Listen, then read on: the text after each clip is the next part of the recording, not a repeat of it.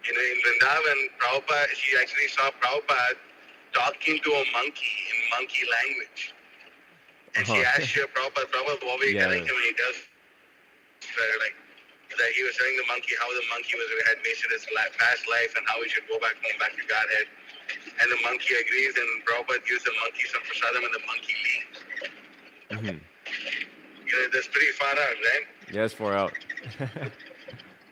And this last thing, Professor Katowski, he actually, Sasuru Maharaj also writes that although there's like this whole front of him being the head of Indology department and all this and all that, just like this, like the atheists, it's classic that they don't really want to know the truth. They already are convinced of something and they're going to use everything else to prove that point, or not prove that point, or to just like establish that point. So similarly, Professor Katowski, although he was into Indology and all these things, he was simply a play doll in the hands of the Soviet communists, simply promoting communism. So those are the 2 points that I wanted to make. Yeah, there's a side point in relation. Two, sometimes Srila Prabhupada would seemingly express miraculous knowledge, or it would be seemingly miraculous. He would have knowledge of something that how could he have knowledge of? Just like in Bombay, so in Bombay, I forget the exact details, but the temple there, the Juhu temple, initially there was conversation of whether to put the temple on, I forget the name of it. Isn't stilts, but it's not called stilts. It's like, if you build a temple by the beach, because the temple is close to the beach, you like elevate the temple. I forget the name for these things, like supports or something like this. And so Srila Prabhupada said, no, there's no need for this. You don't have to do this at all. But there was a very heavy recommendation by the contractors and construction team, something like this, to build it with these things. And then Srila Prabhupada said, no, you don't have to do this. And then I believe the devotees had like they like researched into it and something, and they found out that actually there's no need for them to have these sort of like stilts or poles or whatever for the temple. So Srila Prabhupada was completely right in his judgment. And so the devotees went up to Srila Prabhupada like shortly after that, and they asked Prabhupada, how did you know that? Like, how did you know not to like build, waste so much money and build a temple on like this with these supports? And Srila Prabhupada said, well, I saw the other buildings in the area, they didn't have it. They've been there for so long. So my spiritual master, he writes that anecdote in one book. He seemingly had miraculous knowledge in some areas, but actually sometimes it was just due to his very keen judgment of situations. So, do the Maharajas have any questions they want to ask? Yes.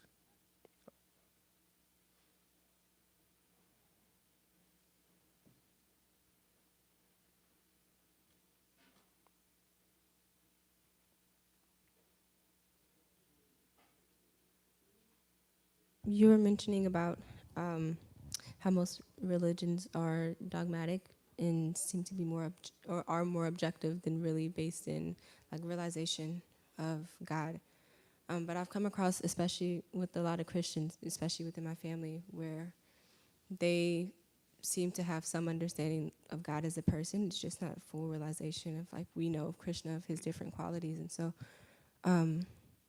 2 questions. One being, when dealing in that situation, how do we explain to them that their knowledge isn't really complete? And then also, with the little bit of realization that does come from like texts like the Bible, like are those religious texts considered also authoritative, or are they not based in authority? So it's multifaceted. So first thing, dogmatic, just defining that, it means very like technically you could take it as preaching from scripture without any sort of realization, a very firmly holding principles of scripture without any like real factual understanding of it. Just like, I don't know. So just like some Christians are very dogmatic about the fact that you have to go through Jesus Christ to understand and like this, but you can understand God through a bona fide spiritual master as a fact. So anyway, without touching on that, so as far as like how do you deal with such a situation, that's situational, contextual. Most of the time, especially in relation to family members, it's usually recommended to just kind of like leave them be because preaching to family members often doesn't go well, especially if they're really rooted in their religion. It's better to, in my experience, what I've seen, just to encourage them in their own religion, and then if they're favorable to Krishna consciousness, that's very nice.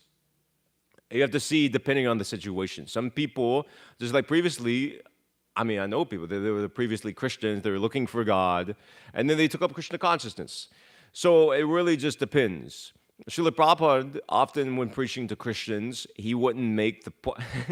Well, first thing is that he will bring up the point about the animals, but I wouldn't recommend doing that. But he will bring up, he would encourage them in their own religion. Generally, if you see it, he would say that you should follow, and which is why he would bring up the point about animal slaughter, is that Jesus says one thing. So he would encourage them in their religious faith. Generally, if you see the Sciences of Realization, he does this. So many different conversations with monks and priests and like that. He will do this as well. Even he would hold speeches at or lectures at not monasteries, I forget the name, but like that, and preaching, like lecturing to monks of the Christian faith like that. And he would encourage them like that. So generally, that's the best thing to do because generally speaking. And then the second thing was, what was it exactly? So these other texts are very authoritative. So Srila Prabhupada situationally defined things differently. He would refer to the Bible as Shastra, or scripture, as revealed scripture, using this term. So something is there, and else other times he would say the Bible is like a dictionary, or these other texts, they're like a dictionary, whereas the Vedas and the Bhagavatam is like a full encyclopedia. So the full description you'll get in one text, whereas a short, brief description you'll get in another text. If you see, and I've cited this often, and if you see in Chaitanya Charitamrita, Srila Prabhupada says that these religious systems are temporary, and the scriptures are temporary, meaning the Bible was authored at some point. So it has a creation. Creation means it has to have a destruction. So it's not eternal. It's not an eternal religious system. Specifically, those religious systems are there for people under different modes of material nature to take up some sort of religiosity. Otherwise, they would have no sort of religion whatsoever. Srila Bhaktivinoda Thakur, he explains this in one place. Srila Prabhupada, too, he also explains the same thing. But those scriptures are there on that basis, just as there's different Puranas for different people in the modes of material nature, and they're all scripture to some extent. We don't necessarily accept all the statements of all the Puranas because we understand the intention of those Puranas. So similarly, too, we can understand the intention of these scriptures to appeal to the meat-eating class of men, actually, the fallen class of men, to inspire them to take up some level of God consciousness. And so we on that basis, we accept them and we respect them, but we don't necessarily take those scriptures on the same basis of, we don't take, we don't take John 3:16 over Bhagavad Gita 18:66, in other words. We don't take these other scriptures on the same level as Vedic Shastra that is given, specifically Gita Bhagavatam, like that. So, is that okay? And I'm hoping it's a simple question. Is their realization of God where they're at, is that a valid realization? Yeah, people can realize. Srila Prabhupada say you can realize God. Some people realize God in the form of grains, in the form of the sun, like that. And maybe there's lower levels of God realization, as we previously talked about. Just like you can see God as the universal form, and that's one form of God. As there, they have a conception of God as a controller, generally speaking, and specifically, anyway, that's a separate topic. But we're dealing with the idea of the absolute truth as a person, as explained in the introduction to the Bhagavatam. So we want to understand God as a person who's situated in the post of God, how God acts when he's not acting as God, in other words. So that's the highest understanding of what is God, but there is some conception there. They understand that God created the world. They understand he has sent somebody to this world to preach his message. There's some religious principles there. So it is a degree of God realization, definitely, but it's not, the full God realization is given there. So, like that.